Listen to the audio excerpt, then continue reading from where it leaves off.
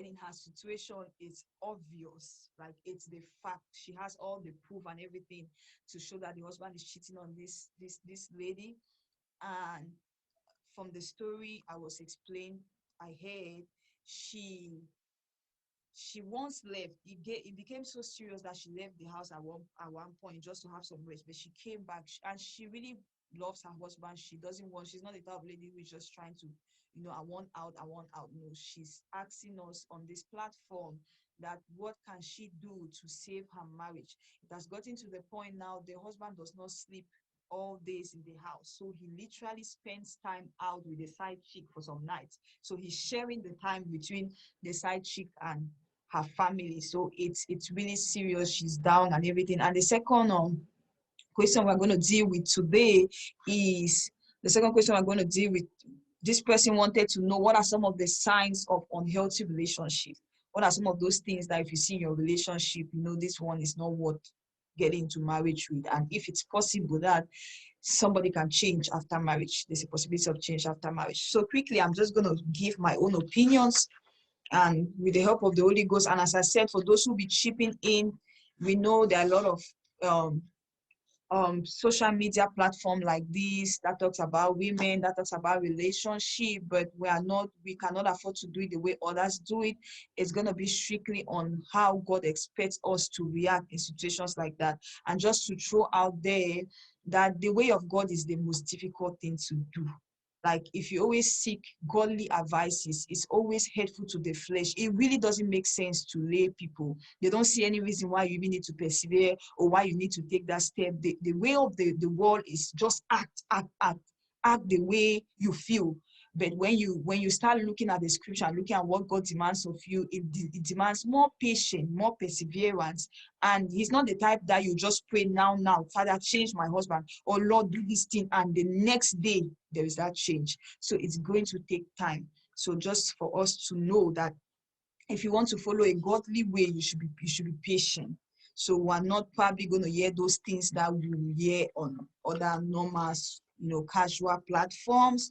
We're going to hear what God expects from us. I just want to start first with, I want to start personally when we have the opportunity of giving our own, chipping in our own ideas. You can just say for that topic, this is what I want to say, or for this question. So I'm going to start with some of the signs of unhealthy relationship. That's what I want to start with, and then I'll go to the other issues. I have quite a good number of points, but I'll see which one I could do, and I might not really be, explain it in detail. I'm just going to give the key points of what I'm talking about. Because of time, I want people to contribute as well. So for me, the first thing I want to talk about as the signs of unhealthy relationship is, the first thing is, thinking of continuing with somebody who's an unbeliever. Most platform, this is never a reason people want to bring up. But if you want to do it the godly way, if you want to raise a godly marriage, the first thing you should look at, if the person, I'm not talking about a Christian, I'm not talking about the church goer, I'm talking about the believer. And so if you even discover, maybe you even met the guy in church, and along the line as you're in the relationship, you discover the person is an unbeliever, that is enough reason for you to quit the relationship. If you discover the person is an unbeliever. The other next important point I want us to look at is compatibility. Compatibility. This is so important. It's so important in relationships. There are some relationships that you seem to disagree over everything. We understand and we know that there's no relationship that is perfect. It means once in a while, you always have loggerheads, misunderstanding. But if you discover that this relationship you are in is a relationship that out of, let's say in a day, there's no day that passes without an argument. And the time you spend that is enjoyable is lesser than the time you spend that you argue. It means you argue more than you have peaceful time. That is enough reason to show that there's no compatibility. You guys don't agree on almost everything. Your thinking is different. If you say you want A, he says he wants B. There's never a time that you guys will compromise on something.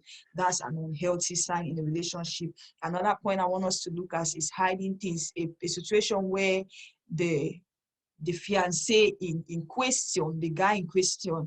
These things may be two-sided because it's a women platform. We're talking about how, it's a woman who posted the question. So how she can understand that this relationship is not healthy for marriage. when you discover that the man starts hiding things, there are some men that will, not because we're not saying, of course, you never check a man's phone. It's not our duty. You're not even supposed to do it. It's not right. But while you're in a relationship with somebody, you call him, for example, you can just call the person and the person for no reason. Let's say you are in Walmart and you see your fiancé in Walmart and then you call him just to find out, babes, where are you? He say, I'm in the house. He starts lying to you, start hiding things. A situation where when he picks up the call, he tells you the wrong place. He tells you the wrong age. He says he's 28, but truly he's 34. You discover that he lied his age, he lied about his family background, where he's coming from, his true identity of his parents and his family. When you start discovering those sort of things, it's really a really bad sign. It's a red flag. You don't want to go ahead with a man that starts hiding things from the beginning of the relationship. Another point I want us to look at is one-sided relationship. This is a situation where you are dating yourself, but you feel you're dating somebody, but truly both of you are in the relationship, but it's one person dating. It's a situation where one person puts in more effort than the other person. And in most situations, ladies always do that. Ladies always do that. It's a situation where you yourself, you are the only person putting on all the effort to sustain the relationship. You text more, you call more, you apologize first in everything. In as much, we should not mistake when the Bible talks about submission. And relationship is different from marriage. There are certain things that as a woman we are not permitted to do or do them that much in relationship. But when we get to marriage, it becomes our responsibility to sustain our marriage, to make our marriages work. But in relationship, it becomes the man's responsibility to push the relationship forward to marriage. And so it's a man who is chasing the woman. So when you find yourself in a relationship where it's one-sided, you discover that you put in more effort than the man does. If you don't text him, he won't text you. And the day you fail to text him in the morning, you always see him send you a message maybe around 6 o'clock in the evening just to find and say, oh, I've not seen your text today. It means he knows that it is your routine to get up very early in the morning, find out how he's doing. If there's any issue, you're the only one apologizing. That's really, really, really an unhealthy sign. You don't want to continue with such a person when you are dating yourself. Another thing is lie telling. I mean, it's more like hiding things as well. If you discover, some people always say, lie telling is not really important because everybody lied. No, that's not the truth. I'm not saying maybe probably there was a day, because there's sometimes that somebody may be afraid. If it's, oh, you'll be angry if you find this, you just want to keep it for security, but we don't want to tell the person, then later on the person discover. That's different. But their relationships you discover, they are very comfortable in lying. Even if you are trying to find out why they are lying, you cannot understand, but they just have a lying tongue. They just have a lying tongue. They lie about everything. Even when you see them doing this thing that is wrong, they will not apologize. They'll still want to twist their words. When you discover the person is not consistent, it's a red flag, because in marriage it will amplify. The next thing I want us to note is when you have contracting goals. This is a situation where the other partner puts you down. They make you lose your confidence. They don't support your dreams. We all need people. Everybody has a vision. Likewise, the men too have their visions. But we all need, that's why we come together in marriage. So one person can support the other. You all need somebody to support your vision. But when you meet somebody that does not agree with anything you stand for, he does not want to support you for your goals. He just tries to, demoralize you. He tries to make you lose your self-confidence. You are not worth anything. He suppresses you in every way. That is not a person you want to continue with in a relationship or in marriage. Even if everything is working, if he's not there to support you in your dreams, you don't want to continue with that person. And then another thing based on that point is you discover, even if the person has goals, most people have their vision. You discover whenever he's talking about his vision, he does not include you in his vision. You are not in his plan. You are not his priority. You don't come first in his aspirations. You discover that you are always just trying to fit in yourself. He does not fit you in his future plans. He can tell you about his plans in the next 10 years and you not find yourself in it. You need to run from those type of relationships. You need to run from it. Another point I want us to look at quickly on that is communication. This is one of the most vital. Like every time I say relationship, the first thing I want to look at is your communication strength. It talks a lot about it, whether distance or you guys are in the same place. Communication has something to do. When you don't talk always, There's no excuse for this. For people, some people are in distant relationship, they want to give excuses on the guy's behalf. Oh, he's very busy. He says he's the governor of Florida State, and so he only has time 1 hour in the whole 24 hours. He's the prime minister of Oklahoma. He start giving you excuses. If you love somebody, you create time for that person. And there is no way you communicate with a guy you are in a relationship once a day and you say that's a relationship. No, it's a sign that that relationship is not healthy. When a guy loves you, he wants to talk to you all the time. He wants to talk to you all the time. He wants to Prime Minister of Lies telling you me. Abigail. So he wants to talk to you all the time. Now, I understand for some people who have distant relations, just to show it out for my people who are in Africa and other countries and who have boyfriends who are in Europe, in America, they always give you this excuse. Oh, I'm sorry, out of 24 hours, I work for 22 hours. So I barely have just 2 hours to sleep. That's why I cannot talk to you. That's lies telling. We have been in situations where we work 16 hours back and forth. But if there's somebody you love, you create time for that person. We have very few jobs here that people do, like their 8 hours. When they get to work, they are not allowed to have their phones. That's true.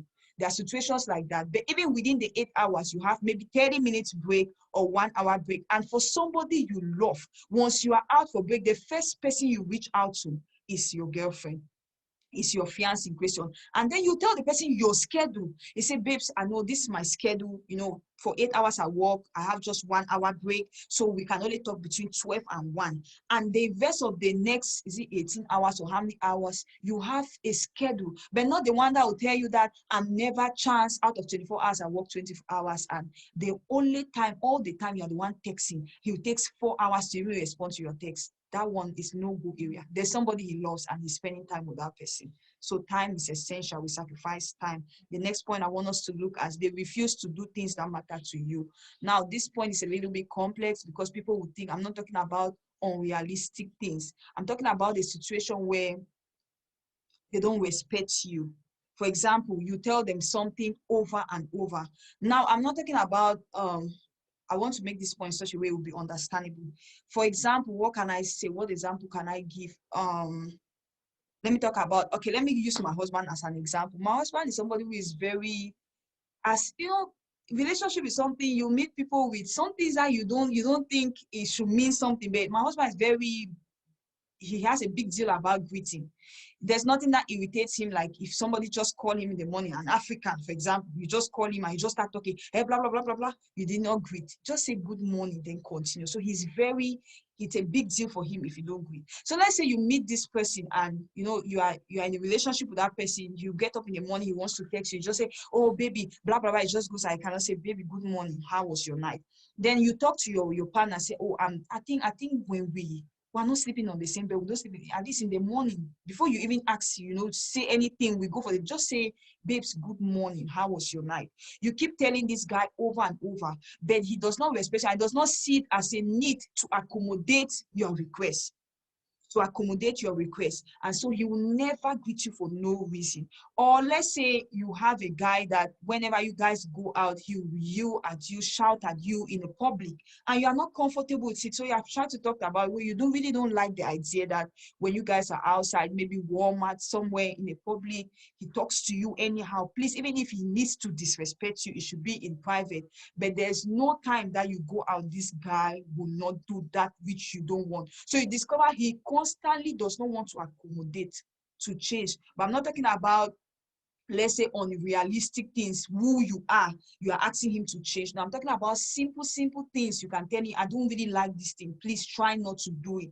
He will never for once even try to do. That's a relationship you don't want to, because he does not respect you, he does not really care about you. Another point I want us to look at is insecurity, where there is lack of trust.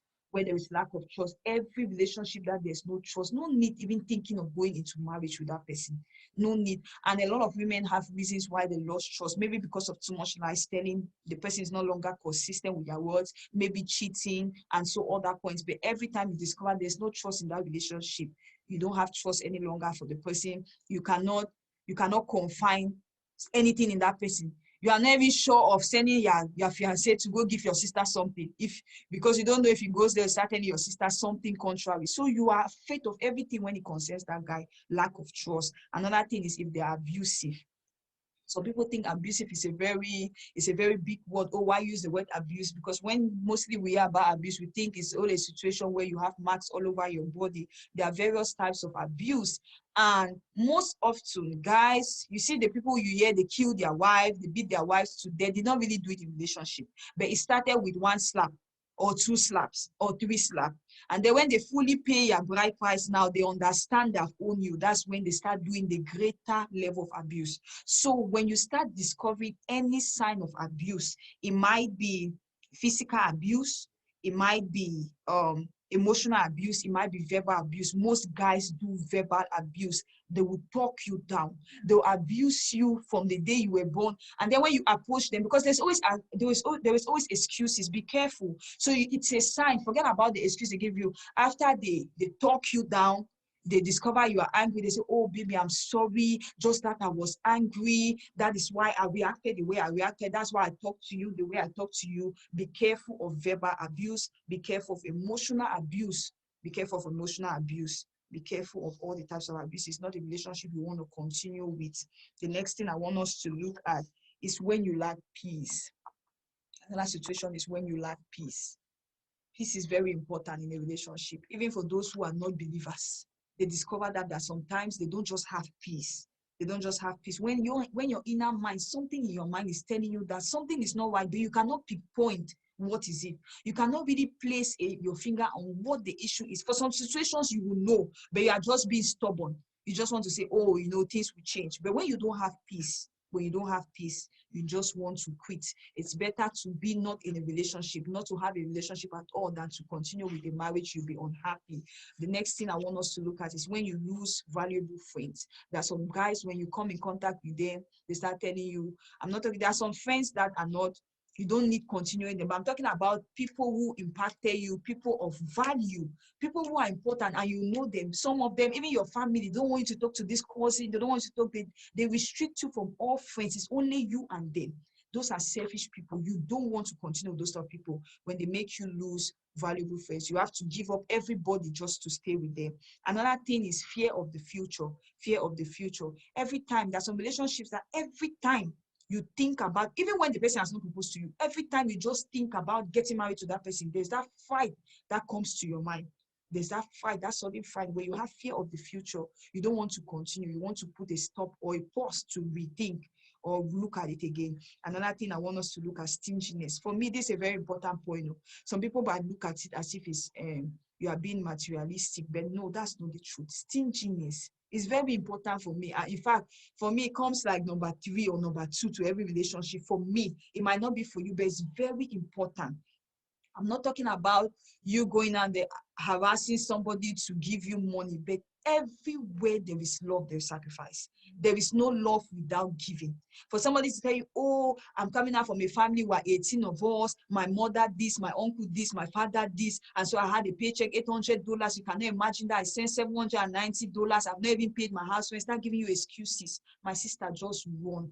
Just one, because when he gets married to you, you're supposed to be the first, then the family will come second. And so every relationship that is a good relationship will be built on sacrifice. Sacrifice also means time. There are some situations in America, for those of us who are in the Western world, at least, there's no excuse why a guy should not spend no little amount on you for no reason.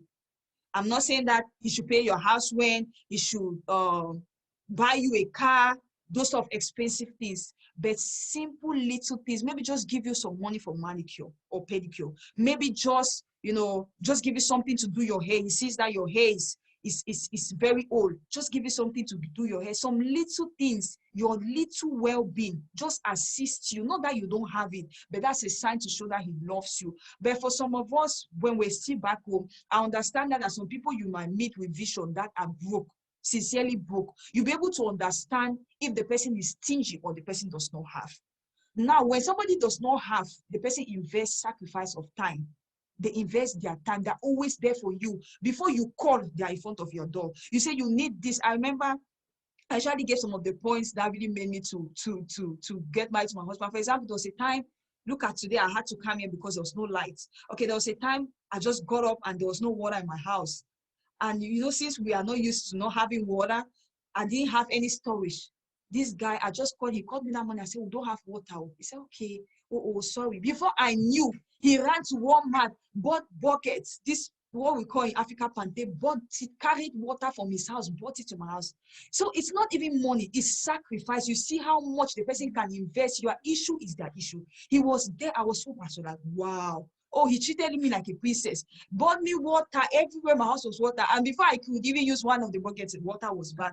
But that's to show that somebody cares about you. It's not even about the money. So somebody will never help you to do anything.